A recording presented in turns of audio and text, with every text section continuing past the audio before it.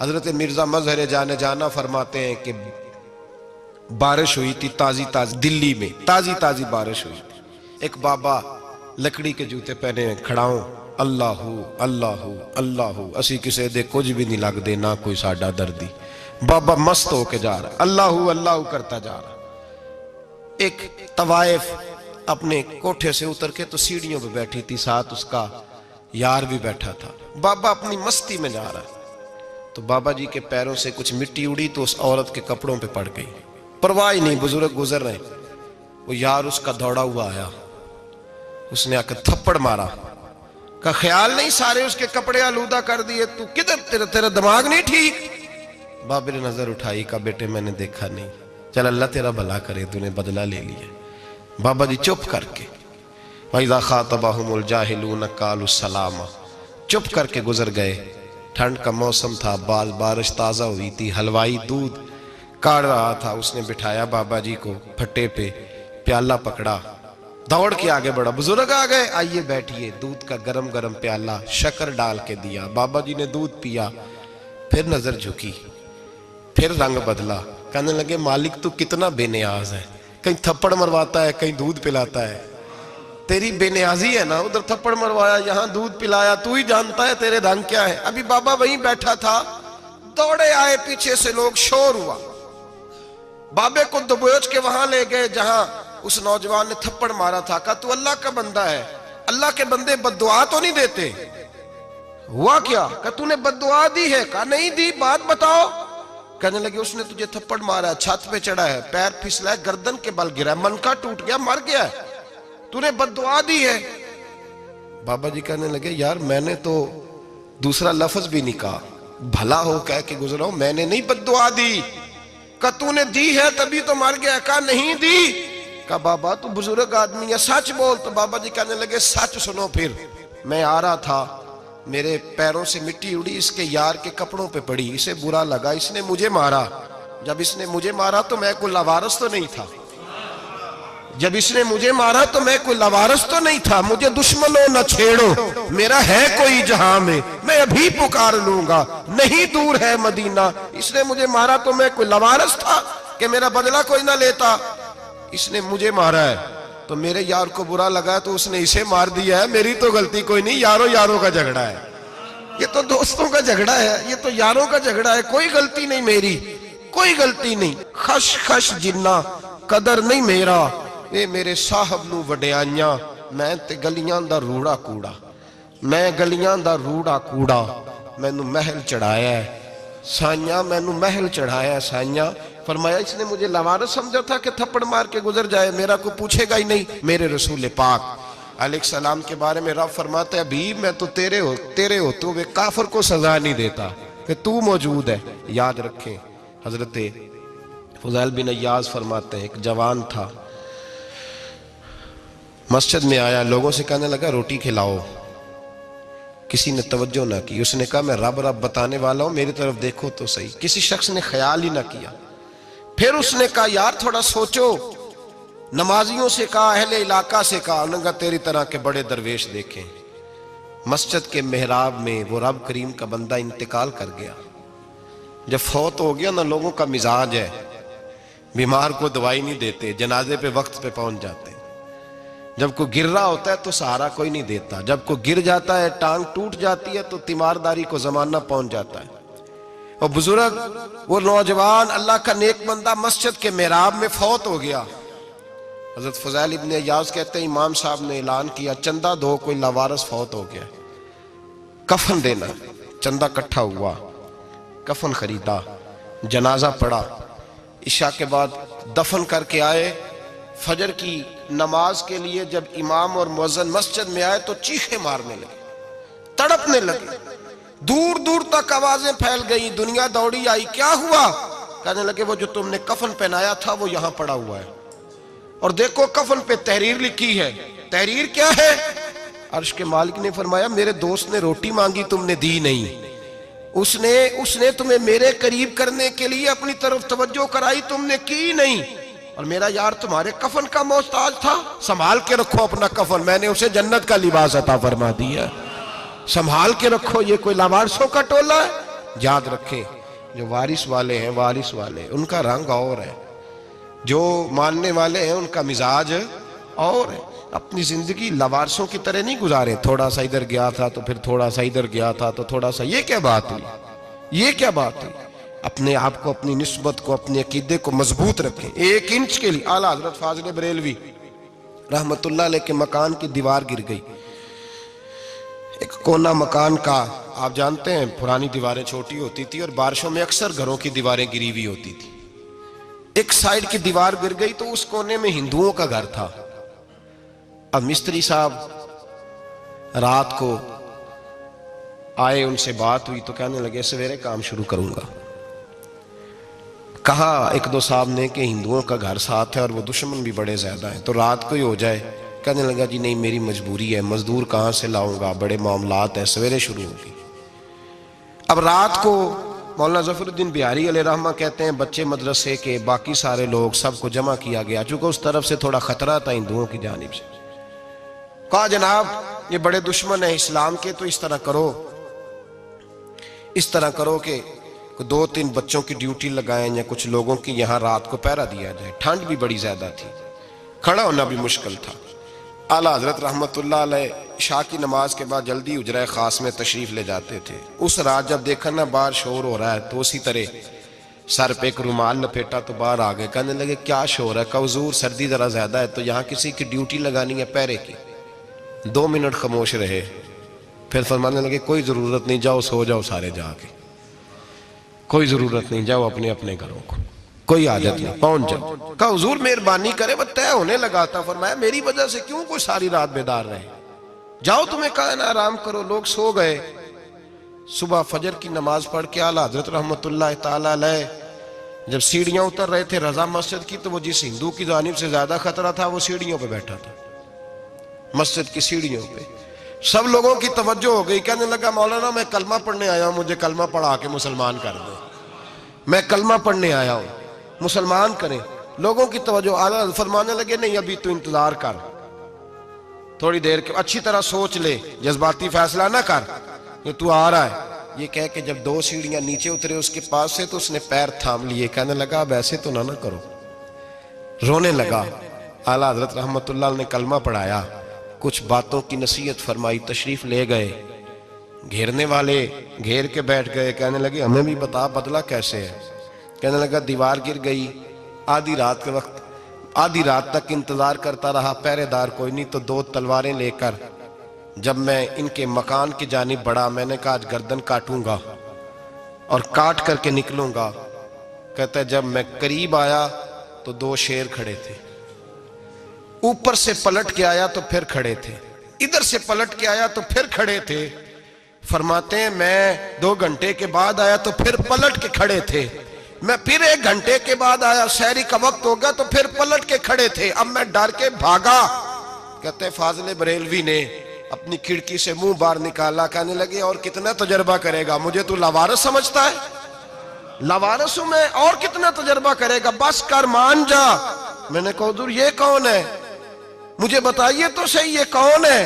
تو کہنے لگے میں نے ساری زندگی رسول اللہ کی عظمت کا دفاع کیا ہے، ساری زندگی غوث اعظم کے نعرے لگائے ہیں، ابھی تو یہ مدد صرف غوث پاک جیلانی کی بھیجی ہوئی ہے، ابھی تو غوث اعظم کی بھیجی ہوئی مدد ہے، مولا علی ابھی پیچھے ہیں، 2 جہاں کے محبوب ابھی اس سے پیچھے ہیں، وہ تو ابھی پیچھے ہیں، پیچھے کھڑے ہیں کہ ضرورت پڑی تو ہم بھی تیار بیٹھے ہیں۔ او بھائی آج رواج ہو گیا، رواج، میں نے 2-4 دن پہلے بھی کہا تھا، لوگ کہتے ہیں نہیں کوئی نہیں ضرورت، سامنے سارا کچھ نظر آ رہا ہے۔ او خدا کے بندو یاد رکھو، نسبت ہے بڑی چیز، جانے تو دو میں، اگر کسی کو نسبت میسر آ گئی نا، نسبت، خالی دامن ہی مل گیا، تیرے ہاتھ میں کچھ ہے تو ہونی چاہیے نا، خالی دامن ہی تجھے کسی کا میسر آ گیا تو بچ گیا۔ اپنی نسبتوں کی حفاظت کریں، ان کو مضبوط کریں، ان پر محنت کریں، ان پر توجہ رکھیں۔ یہ نسبت جو ہوتی ہے نا، نسبت، یہ دیکھیں نا ایک گتا ہے، عام کتاب کو لگا ہوا ہے تو جہاں مرضی رکھ دو، اس کی کوئی قدر نہیں، لیکن جو گتا قرآن مجید کو لگ گیا ہے اس کو بغیر وضو چھونا جائز ہے۔ ایک پٹھے پہ اینٹ بنی ہے، جو باتھ روم میں لگ گئی وہاں بغیر جوتے کے جایا نہیں جا سکتا، اور جو مسجد میں لگ گئی وہاں جوتے پہن کے جایا نہیں جا سکتا. یہ نسبت ہے بڑی چیز. اگر میسر آئے نصیب ہو اپنی نسبت کو مضبوط کر کے رکھا کریں, اس کی جولانی کا مظاہرہ کیا کریں. اس نسبت میں روز توانائی آنی چاہیے. میں آپ کو بڑی ذمہ داری کے ساتھ ایک بات بتاتا ہوں تجربے کی. ہمیں جتنا کسی نے آ کے کہا ہے نا نسبت کے خلاف, ہماری نسبت اس سے زیادہ مضبوط ہوئی. ہمیں جتنا کسی نے آ کے کہا ہے نا جی آپ کو کیا ملا, آپ کو کیا ملا, تو ہم نے اتنا کہا یار جیسے جیسے تو کہتا جاتا ہے ہماری تو نسبت میں اضافہ ہوتا جاتا ہے, ہمارا تو مزاج بدلتا جاتا ہے. روز ایک نیا پردہ کھلتا ہے, روز ایک نیا رنگ واضح ہوتا ہے, روز ایک نئی توانائی. ابھی تھوڑے دن کی بات ہے, ایک مولانا شرف الدین صاحب ہے, مفتی صاحب, میرے حضرت صاحب کے مرید ہوئے. مفتی تھے, عالم آدمی تھے, سرکار تاج الشریعہ, ہمارے شیخ سے بیعت کی. اب ہمارے حضرت صاحب کا اس وقت حال وہی ہے وَرَأَيْتَ النَّاسَ يَدْخُلُونَ فِي دِينِ اللَّهِ أَفْوَاجًا. اب فوجوں کی فوجیں لوگ آتے ہیں. ہم نے دیکھا ہے صرف خالی مرید ہونے والے باہر سینکڑوں کی تعداد میں ہزاروں لوگ بیٹھے ہیں کہ صرف بیعت اتنا کہہ دیں ہم نے قبول کیا. اس عالم میں اور جہاں حضرت صاحب کا اعلان ہو جائے کہ تشریف لا رہے ہیں وہاں لاکھوں کا مجمع جمع ہو جاتا ہے اور ایک جھلک دیکھنے کو لوگ ترستے رہتے ہیں. یہ کیفیت ہم نے دیکھی. وہ دور گزر گیا. کبھی ایسا بھی ہوتا تھا ایک میں ہوتا تھا, ایک تو ہوتا تھا, اور تیسری تنہائی ہوتی تھی. وہ دور بیت جاتا ہے, وہ لمحے کسی کسی کو نصیب آتے ہیں. حضرت کا وہ مولانا شرف الدین صاحب کہتے ہیں مرید ہوا, تو مرید ہوا مجمع میں, رسی حضرت پھینکتے ہیں یا چادر پھینکتے ہیں تو پکڑ کے مرید ہوا, تو ساتھ ساتھ اور چادریں باندھی تھی, لوگوں نے پکڑی ہوئی تھی. ایک مولانا, میں جب بیعت ہو کے آیا ان کو بتایا تو مجھے کہنے لگے یار تو ایسی جگہ مرید ہو گیا جو تیری بات بھی نہ سن سکیں, جن کو تو دکھڑا بھی نہ سنا سکے, جو مصروف ہی بڑے رہتے ہیں. کہاں مرید ہو گیا تو؟ ایسے پیر کا بیعت ہوتا جہاں تو جاتا, وہ تیرے پاس آتے, گفتگو ہوتی, بات چیت ہوتی. کہتے جب انہوں نے مجھے بہت زیادہ قائل کیا نا, بہت زیادہ, تو میں نے ارادہ کر لیا. میں نے کہا بات ٹھیک ہے, بیعت کہیں اور ہونا چاہیے تھا. کہتے میں عشاء کے بعد سویا تو حضرت صاحب مجھے خواب میں ملے, خواب میں, اور فرمانے لگے مولانا جب آپ مرید ہوئے تھے تو آپ اس جانب بیٹھے تھے, اس کونے میں آپ تھے, اتنے لوگ آپ سے پہلے تھے, اس حال میں آپ مرید ہوئے تھے, اور جہاں تک بات چیت کرنے کی بات ہے تو آپ نے جو دل میں سوچا تھا وہ میں نے آ کے آپ کو بتا دیا ہے. پھر بھی بڑی ضرورت ہو تو میرے صاحبزادے کا نمبر لے لیں اور فون کر لیا کریں, بات ہو جایا کرے گی. کہتے ہیں یہ ابھی بات ہو ہی رہی تھی کہ میرے دروازے پہ دستک ہوئی تو میری آنکھ کھل گئی. میری آنکھ کھلی تو میں پریشان ہوں کہ نمبر تو ملا نہیں. ایک انجینئر صاحب میرے محلے میں رہتے تھے, فرماتے ہیں وہ شام کو میرے پاس آئے اور کہنے لگے مولانا سنا ہے آپ حضرت مفتی اختر رضا صاحب سے مرید ہو گئے. میں نے کہا ہاں. تو کہنے لگے میں ان کے مدرسے میں کام کر کے آئے ہوں, میرے پاس ان کے بیٹے کا نمبر ہے, چاہیے آپ کو؟